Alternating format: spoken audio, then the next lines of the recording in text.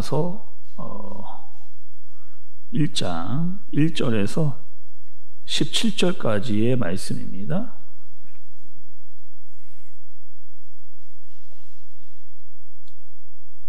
여호와의 말씀이 아미떼의 아들 요나에게 임하니라. 이르시되 너는 일어나 저 큰 성읍 니느웨로 가서 그것을 향하여 외치라. 그 악독이 내 앞에 상달되었음이니라 하시니라. 그러나 요나가 여호와의 얼굴을 피하려고 일어나 다시스로 도망하려 하여 욥바로 내려갔더니 마침 다시스로 가는 배를 만난지라. 여호와의 얼굴을 피하여 그들과 함께 다시스로 가려고 뱃삭을 주고 배에 올랐더라. 여호와께서 큰 바람을 바다 위에 내리심에 바다 가운데에 큰 폭풍이 일어나 배가 거의 깨지게 된지라. 사공들이 두려워하여 각각 자기의 신을 부르고 또 배를 가볍게 하려고 그 가운데 물건들을 바다에 던지니라. 그러나 요나는 배 밑층에 내려가서 누워 깊이 잠이 든지라. 선장이 그에게 가서 이르되 자는 자여 어찌함이냐. 일어나서 내 하나님께 구하라. 혹시 하나님이 우리를 생각하사 망하지 아니하게 하시리라 하니라. 그들이 서로 이르되 자 우리가 제비를 뽑아 이 재앙이 누구로 말미암아 우리에게 임하였나 알아보자 하고 곧 제비를 뽑으니 제비가 요나에게 뽑힌지라. 우리가 그에게 이르되 청하건대 이 재앙이 누구 때문에 우리에게 임하였는가 말하라. 내 생업이 무엇이며 내가 어디서 왔으며 내 나라가 어디며 어느 민족에 속하였느냐 하니 그가 대답하되 나는 시브리 사람이요 바다와 육지를 지으신 하늘의 하나님 여호와를 경외하는 자로라 하고 자기가 여호와의 얼굴을 피함인 줄을 그들에게 말하였으므로 우리가 알고 심히 두려워하여 이르되 내가 어찌하여 그렇게 행하였느냐 하리라. 바다가 점점 흉흉한지라. 무리가 그에게 이르되 우리가 너를 어떻게 하여야 바다가 우리를 위하여 잔잔하겠느냐 하니 그가 대답하되 나를 들어 바다에 던지라. 그리하면 바다가 너희를 위하여 잔잔하리라. 너희가 이 큰 폭풍을 만난 것이 나 때문인 줄을 내가 아노라 하니라. 그러나 그 사람들이 힘써 노를 저어 배를 육지로 돌리고자 하다가 바다가 그들을 향하여 점점 더 흉흉함으로 능히 못한지라.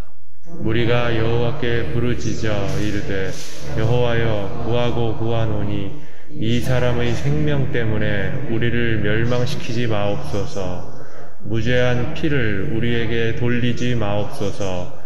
주 여호와께서는 주의 뜻대로 행하심이니이다 하고 요나를 들어 바다에 던지매 바다가 뛰노는 것이 곧 그친지라. 그 사람들이 여호와를 크게 두려워하여 여호와께 제물을 드리고 서원을 하였더라. 함께 보겠습니다. 여호와께서 이미 큰 물고기를 예비하사 요나를 삼키게 하셨으므로 요나가 밤낮 3일을 물고기 뱃속에 있으니라. 아멘. 네, 어제까지 우리 요한복음의 말씀을 잘 마치고 오늘은 이제 요나서의 구약으로 와서요. 요나서의 말씀을 이게 보게 되었습니다. 먼저 여러분 요나라고 하는 이 사람은 누구냐? 선지자입니다. 또 어느 나라의 선지자냐? 북이스라엘의 선지자가 바로 이 요나입니다. 그리고 이 요나와 같이 이렇게 활동했던 선지자들이 있습니다. 구약에 보면 그 선지자들이 호세아와 아모스 이런 선지자들과 같이 활동을 했던 사람 중에 한 사람이 바로 이 요나라고 하는 사람이에요. 여러분 그 선지자가 하는 일이 있습니다. 선지자가 하는 일이 뭘까요? 하나님께서 선지자에게 명령을 하시면 그 명령을 그대로 가지고 가가지고 하나님께서 하라는 대로 하는 것이 이제 선지자입니다. 또 하나님의 말씀이 있으면 그 말씀을 말씀 그대로 하나님께서 가라고 하는 곳에 가서 선포하는 것, 또 사명을 감당하는 것이 바로 이 선지자가 하는 일이라고 볼 수가 있죠. 오늘 말씀에 보면 하나님께서 요나 선지자에게 주신 명령이 있습니다. 어떻게 하라는 거예요? 아수르의 수도 니누에 가서 내가 너에게 말한 이 말을 그들에게 전하라. 이런 명령을 하나님께서 요나에게 하신 거죠. 근데 그 당시에 여러분 이 아수르라고 하는 나라는 어떤 나라냐? 고대 근동에 있어가지고 가장 강력했던 그 당시에 가장 강력했던 나라가 바로 이 아수르라고 하는 나라이면서 또 이스라엘에게 굉장히 피해를 많이 주고 있었던 수시로 괴롭혔던 틈만 나면 들어와서 이 이스라엘을 괴롭혔던 나라가 바로 이 아수르라고 하는 나라예요. 근데 하나님께서 지금 이 아수르의 수도 니누에에 가서 회개를 선포하라 라고 명령을 내리신 겁니다. 조금 더 쉽게 우리에게 좀 이해가 되도록 제가 좀 이거를 좀 바꾸어 보면 이런 겁니다. 우리나라에 아주 젊은 선교사가 한 명이 있었습니다. 근데 우리나라가 계속해서 일본에게 피해를 당하고 공격을 당하고 침략을 당하고 전쟁을 하게 되는 거예요. 특히 여러분 아마 일제 강점기쯤 됐다라고 생각을 좀 해보시죠. 근데 하나님께서 일본의 수도인 도쿄로 가서 일본 사람들을 회개시킬 터니까 말씀을 전해라 이렇게 이야기를 한 겁니다. 선교사의 입장에서 아니 하나님 이거는 말이 안 됩니다. 우리나라를 이렇게 괴롭히고 있는 일본에 가서 하나님의 말씀을 전해서 그들이 구원받도록 하는 것은 맞지가 않는 겁니다. 하나님의 뜻 이것을 잘 이해할 수 없고 받아들일 수 없습니다. 라고 이제 생각을 그렇게 한 거죠. 그래서 하나님 말씀대로 한다라고 한다면 부산에서 배를 타고 일본으로 넘어가서 도쿄로 가야 되는데 지금 정반대인 나라 중국으로 지금 가려고 배를 타고 도주하고 있는 선교사의 모습쯤으로 보면 요나서가 우리와 같은 상황이라고 볼 수가 있는 거죠. 그리고 요나의 생각이 있었습니다. 어떤 생각이 있었냐면 우리나라 민족 그러니까 이스라엘 민족만이 구원받을 수 있는 나라라는 거예요. 저 아수르 자체가 우리나라를 괴롭히고 힘들게 하는 나라일 뿐만 아니라 저 나라는 구원받을 수 없는 나라입니다. 그러니까 우리나라만 하나님께 구원을 받을 수 있는 그런 나라다라고 생각을 한 겁니다. 그래서 하나님께서 아수르의 니느웨로 가라 말씀을 하셨는데 이 요나가 반대로 다시스로 가기 위해서 욥바로 가고 위기 위해서 배를 타고 있는 그 모습을 이제 요나서 1장이 보여주고 있는 겁니다. 그러면서 여러분 한번 3절의 말씀을 좀 보시죠. 3절에 그러나 요나가 여호와의 얼굴을 피하려고 일어나 다시스로 도망하려 하여 욥바로 내려갔더니 마침 다시스로 가는 배를 만난지라 여호와의 얼굴을 피하여 그들과 함께 다시스로 가려고 뱃삭을 주고 배에 올랐더라. 여러분 지금 요나가 니느웨에 가지 않기 위한 목적을 분명히 이야기하고 있는 거예요. 그 목적이 뭡니까? 여호와의 얼굴을 피하여 이렇게 이야기를 하고 있습니다. 또 지금 어디로 가냐면요 다시스로 가요. 다시스. 근데 이 지금 3절의 말씀에 잘 나와 있던 대로 요나가 다시스로 가고자 하는 어떤 이 강한 의지가 얼마나 강했느냐? 무려 3번이나 나는 다시스로 가겠다. 다시스로 도망하고 다시스로 가게 배를 타고 계속 이 다시스라고 하는 것을 강조하고 있는 내용을 볼 수가 있는 거죠. 그러니까 그렇게 지금 뭐 하는 거예요? 요나가 아수르로 가기를 싫었던 겁니다. 하나님의 말씀대로 그렇게 따르기를 싫어하는 요나의 모습을 볼 수가 있는 거예요. 여러분 어떻게 생각되세요? 이 요나? 선지자라면 당연히 가야 되겠지만 인간적으로 보면 좀 이해가 되는 그런 모습. 그럴 수도 있겠다라고 하는 생각이 좀 듭니다. 특별히 여러분 이 니느웨가 얼마나 악독하고 폐역한 도시였느냐. 제가 시작할 때 말씀드렸지만 동일한 그 시대의 선지자 중에 이 또 나훔이라고 하는 선지자가 있는데 이 나훔은요 이 니느웨의 모습을 이렇게 설명을 하고 있습니다. 그러니까 나훔서 3장 1절에 보면 화 있을지죠 이 피의 성이요 그 안에는 거짓이 가득하고 포악이 가득하며 탈취가 떠나지 아니하는도다. 이렇게 그 니느웨의 성이 피가 가득하고 거짓말과 포악과 탈취가 가득하고 있다라고 하고 있는 그 도시로 가라고 하는 것이 이해도 안 되고 가기도 싫었던 그리고 지금 그 니느웨는요, 멸망받아 심판받아 마땅한 그 도시라고 생각을 하는 거죠. 그리고 멸망당하고 재앙이 내려야 되는데 거기에 하나님의 은혜와 구원이 임한다라고 하는 것은 있을 수 없는 것이다. 여러분, 이거는 누구의 생각이에요? 요나의 생각입니다. 요나의 생각인데 이 요나의 지식과 경험과 전통에서 나온 자기의 판단 기준이라는 것을 볼 수가 있죠.